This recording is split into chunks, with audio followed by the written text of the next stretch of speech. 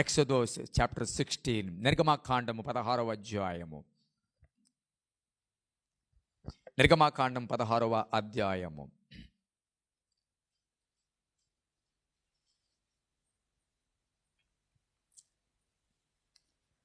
మొదటి నుండి చదువుతున్నాను, కొన్ని వచనాలు జాగ్రత్తగా వినండి.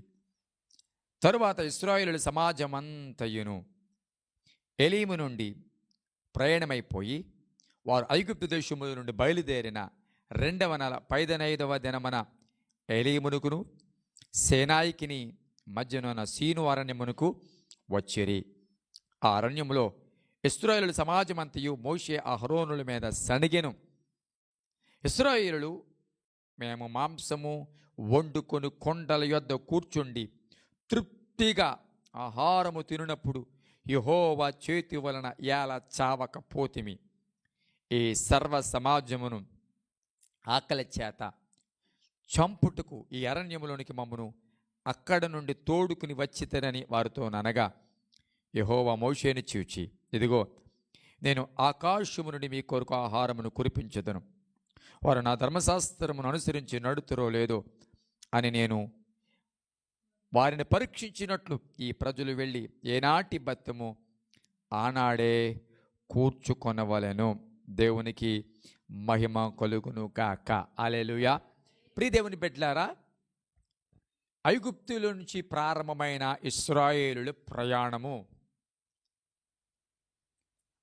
ఎలాగు నడిచింది అని మనం ఆలోచించినట్లయితే, దేవుడు ఒక పక్షముగా వారికి కావలసినవి అనుగ్రహిస్తూ ఉన్న వారి ఆలోచన విధానం, వారి యొక్క తలంపులు పలుమార్లు మారలేనట్లుగా మనకి వారి ప్రయాణాన్ని చూస్తే అర్థమవుతుంది. పిలిచిన దేవుడు,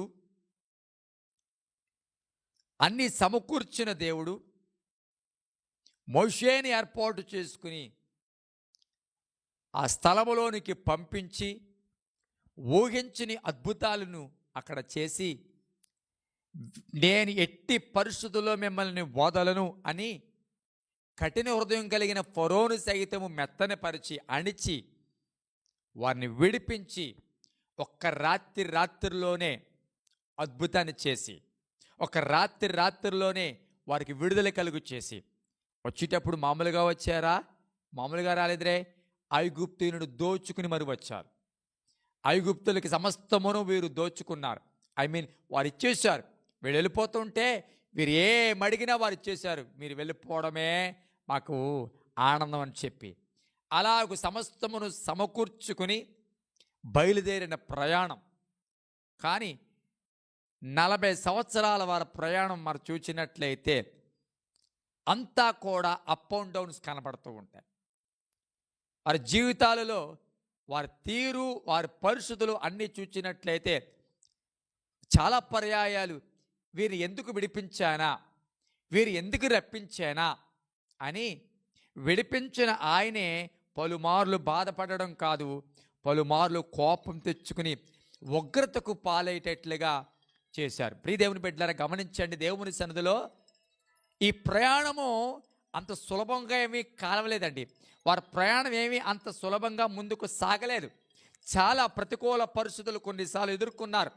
కొన్నిసార్లు అరణ్యం గుండా, కొన్నిసార్లు ఎడారి గుండా వారు ప్రయాణం చేశారు. అయినప్పటికీ గమనించండి, నా దేవుడు ఎవరు తెలుసా?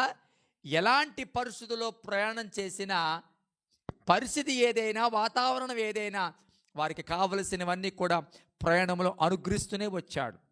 దేవుడు ఏది అడిగినా, నీ ఆశీర్వాదం ఉద్యోగంలో కావచ్చు, పిల్లల విషయంలో కావచ్చు, రాబడి విషయంలో కావచ్చు, ఏదైనా సరే, అది సణిగావో లేకపోతే దేవుని సన్నిధిలో ప్రతిమలాడావో, ఎలా చేసావో ప్రార్థన నాకు తెలియదు, విసుగుతూ చేసావో, సణుగుతూ చేసావో, ప్రతిమలాడుతూ చేసావో తెలియదు. కానీ గమనించండి, దేవుడు ఇవ్వబోతున్నానని చెప్తున్నాడు. కానీ ఒక మాట చెప్తాను, ఈ రాత్రి, ఈ ఉదయకాలమో ఇచ్చిన దాంట్లో కూడా నీ యథార్థతను చూడాలనుకుంటున్నాడు. హల్లెలూయా. ఇచ్చిన దాంట్లో కూడా దేవుడు నీ నమ్మకత్వాన్ని చూడాలనుకుంటూ ఉన్నాడు. నేను ఇస్తాను, అయితే వారు నా ధర్మశాస్త్రాన్ని అనుసరిస్తారో లేదో నేను చూస్తాను. అంటే గమనించండి, ఒక ఆశీర్వాదంలో దేవుడి యొక్క పరీక్ష కూడా ఒక ఆశీర్వాదం ఎంత నిజమో ఆ ఇచ్చిన ఆశీర్వాదంలో కూడా ఆయన నిన్ను పరీక్షిస్తాడు అన్న సంగతిని జ్ఞాపకం చేసుకో. ఆయన నేనంటాను ప్రతికూల పరిస్థితుల్లో నేను చూడటం కాదు, ఆశీర్వాదంలో కూడా నువ్వు ఎలా ఉంటావో చూడాలనుకుంటున్నాడు. ప్రతికూల పరిస్థితులు అందరూ సహజంగానే ఎలా ఉంటామంటే సణుక్కుంటూ ఉంటాం, ఏటి ప్రోబా ఇలాగే. కానీ ఆశీర్వాదంలో నువ్వు ఎలా ఉంటావో చూడాలనుకుంటున్నా. ఆశీర్వాదంలో పొందిన తర్వాత దేవుని విడిచిపెట్టేసి, ఆయనను మర్చిపోయి, ఆయన సన్నిధిని విడిచిపెట్టేసి, ప్రార్థనను విడిచిపెట్టేసి, వాక్యాన్ని చదవడం విడిచిపెట్టేసి, చూడండి ఒక వయసు వచ్చే వరకు అమ్మకం కట్టుకుని తిరుగుతాం.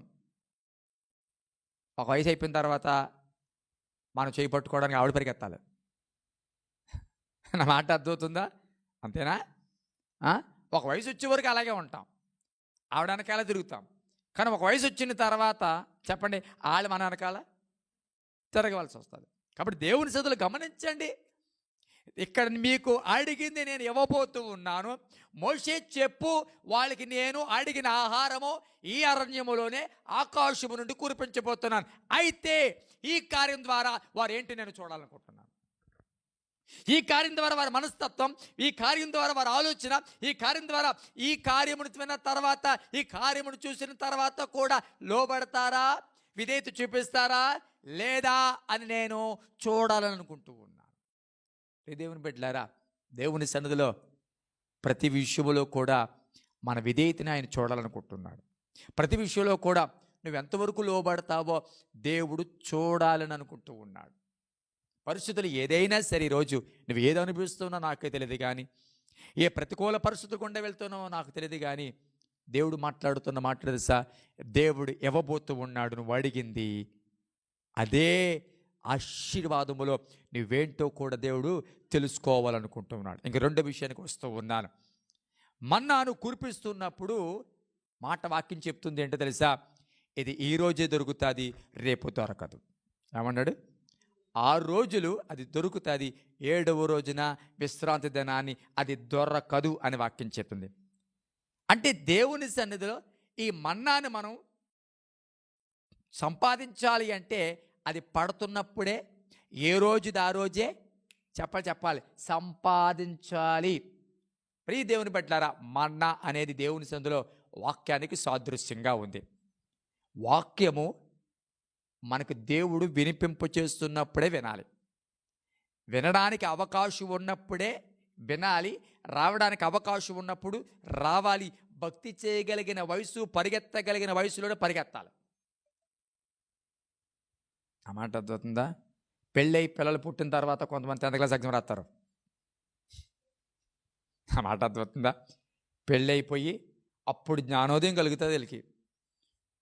10th క్లాస్ అయినా ఉండాలంటున్నారండి అని చెప్పి 10th క్లాస్ రాసిన వాళ్ళు లేరా? చాలామంది పిల్లలు పుట్టేసి పిల్లలు కూడా పెద్దవాళ్ళు అయిపోయిన తర్వాత 10th క్లాస్ రాసిన వాళ్ళు ఉన్నారు. చదువుకోవలసిన వయసు చదువుకోవాలి. ఆ మాట అర్థమవుతుందా? పడుకోవలసిన సమయంలో పడుకోవాలి, మెలకుగా ఉండవలసిన సమయంలో మెలకుగా. కొంతమంది ఇంటి దగ్గర మెలకుగా ఉంటారు, చెప్పరా? చర్చిలో కొంచెం శుభ్రంగా పడుకుంటారు. ఎక్కడ లేని నిద్ర. స్లీపింగ్ టాబ్లెట్ వేసుకున్నా అంత నిద్ర రాదు, స్లీపింగ్ టాబ్లెట్లు వేసుకున్నా అంత నిద్ర రాదు. ఇక్కడికి వచ్చేటప్పటికి తెగ నిద్ర వచ్చేస్తుంది అనుకోమ్మా. ఓ పాస్టర్ గారు అన్నారు, నీకు నిద్ర రావట్లేదంటే బైబిల్ చదువుకో. చెప్పక్కలేదు, ఇంక ఆటోమేటిక్ వచ్చేస్తుంది నిద్ర. అన్నమాట అర్థమవుతుందా? నిద్ర రావట్లేదు, ఎవరు భయపడక్కలేదు, బైబిల్ చదవడం ప్రారంభించు అంతే. స్లీపింగ్ టాబ్లెట్లు కూడా అవసరం లేదు. దేవుని పెట్టారు. నా మాటలు ముగిస్తున్నాను, గమనించండి జాగ్రత్తగా. దేవుని సందులో ఎప్పుడు అనుకూలంగా ఉన్నప్పుడే దాన్ని ఏం చేయాలి తెలుసా? భద్రపరచుకోవాలి, దాన్ని సంపాదించాలి. రాగల దినాలలో నీ ఆరోగ్యం బాగోపోవచ్చు, నేను అంటాను ఈ వాక్య ప్రకటన ఆగిపోవచ్చు. ఇప్పటికే చాలా దేశాలలో చెప్పండి ఇప్పటికే ఆగిపోతూ ఉంది. రక్షణ పొందవలసిన సమయంలోనే చెప్పలే, రక్షణ పొందాలి. రేపు నీది కాదు, రేపు భక్తి చేద్దాంలే, రేపు పొందుదాంలే, రేపు చూద్దాంలే అంటే రేపు నీది కాదు. ఇప్పుడు దేవుని సందులో గమనించండి, ఏది పట్టుకుని వెళ్ళమన్న సంగతి మనం ఎరుగుదామో, ఏదైతే దేవుడు చేయడో అదే కలిగి ఉన్నాం. కాబట్టి దేవుని సందులో నా మాటలు ముగిస్తున్నాను. దేవుడు మన్నా చెప్పండి దేవుడు కురిపించినప్పుడు దాన్ని ఏం చేయాలి చెప్పండి? మనము భద్రపరచుకోవాలి. కళ్ళు మూసుకుందాం. మా జీవితాలలో ప్రభువా నాయనా కొన్నిసార్లు మేము ఒకవేళ సణిగినప్పటికీ, లేకపోతే కొన్నిసార్లు ఇదేంటి పరిస్థితి అని అనుకున్నప్పుడు కూడా నువ్వు కార్యాలు చేస్తున్నావు, మేము అడిగినిస్తున్నావు. అయితే నైనా ప్రతి దాంట్లోనూ నువ్వు పరీక్షిస్తావని వాక్యం చెప్తుంది. ప్రతి దాంట్లోనూ మా నమ్మకత్వాన్ని మీరు చూస్తారని వాక్యం చెప్తుంది. అడిగింది ఇవ్వడంతో పాటు నైనా ఆజ్ఞలను అనుసరిస్తారో లేదో అని చూస్తున్నాం. కాబట్టి నేను పొందుకోవడంలో సక్సెస్ అవుతున్నాం, కానీ ఆజ్ఞలను అనుసరించి నడవడంలో ఫెయిల్ అయిపోతున్నావేమో ప్రభా. అలా ఉండకుండా సహాయం చేయండి. ఈ మన్నా కురుస్తున్న ఈ కాలంలో, వాక్యం విరిగా బోధించబడుతున్న ఈ కాలంలో, ఈ ఆరోగ్యం ఉన్న ఈ కాలంలో, వయసులో ఉన్న ఈ సమయంలో నీ భక్తిని మెండుగా చేసి నమ్మకస్తులుగా బ్రతకగలిగిన కృప అందరికీ దయచేయమని, వెళుతున్న డ్యూటీలకు తోడుగు నడిపించి ఈ రోజంతా వారికి తోడుగుండి తోడై ఉండి వారి ఉద్యోగాల్లో మీరు బలపరచమని యేసునామమున కూర్చున్నాము తండ్రి. ఆమేన్. పరమ తండ్రిని దేవుని ప్రేమ, కుమారుని యేసుక్రీస్తు కృప, పరిశుద్ధాత్మక అన్యోన్య సహవాసం సన్నిధి మనకును ఆయన ప్రేమించుచున్న వారికి, ఆయన రాకడ సిద్ధపడుతున్న వారికి ఎప్పుడెల్లప్పుడు సదా తోడై ఉండి నడిపించును గాక.